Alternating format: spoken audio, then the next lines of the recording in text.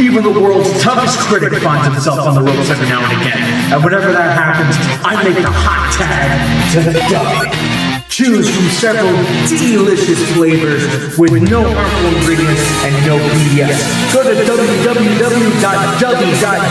today, enter promo code Lucha Review for your 10% discount on the best energy drink on the planet today.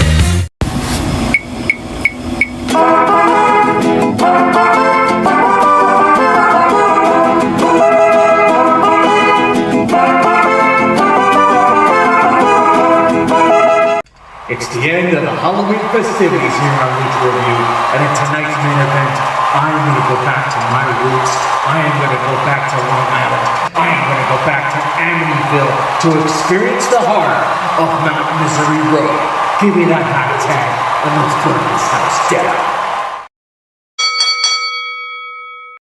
We all know the story of the Amityville horror. Lutz family buys house. House turns out to be a portal to hell. Family abandons house. Granted, I left Long Island in 2010, but I know the house is still there. With all the alterations made to the inside and out, it looks nothing like it did in the movies. Which quietly tells you one thing. Families have been living there without issue because the Lutz story is total bullshit.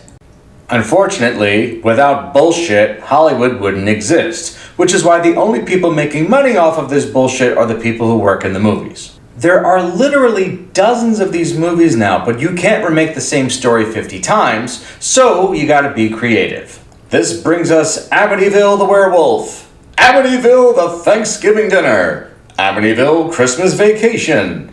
And where do we go from here? Amityville in space? Holy shit, we do!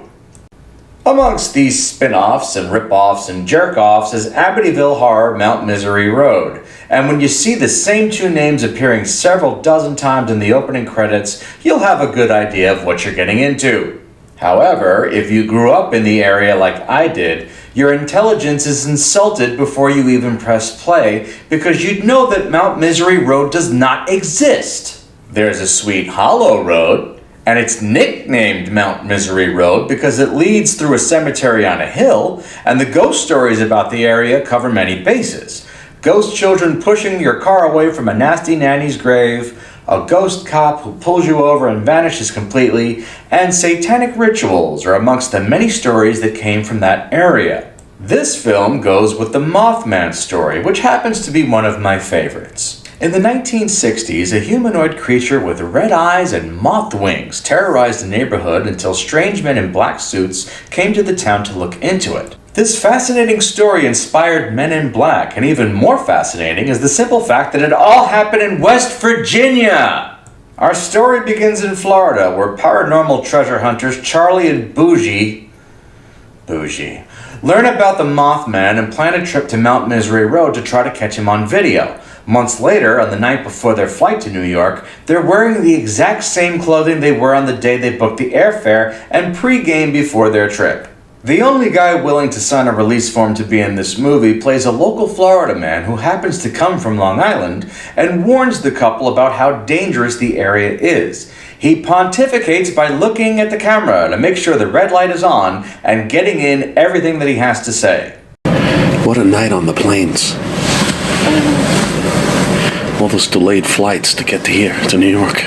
What layovers are you talking about? It's a fucking 2-hour flight from Florida to New York. Who were you flying with? The movie turns into the Blair Witch Project, and you pretty much know where it goes from there. You'll also know that the movie's budget was probably limited to the plane tickets, the motel, and the selfie stick made evident by the shadow it casts on Bougie's face. I couldn't tell if Bougie was from Eastern Europe or had a hearing disorder, but I heard Long Island every time Charlie spoke, so I know he was legit.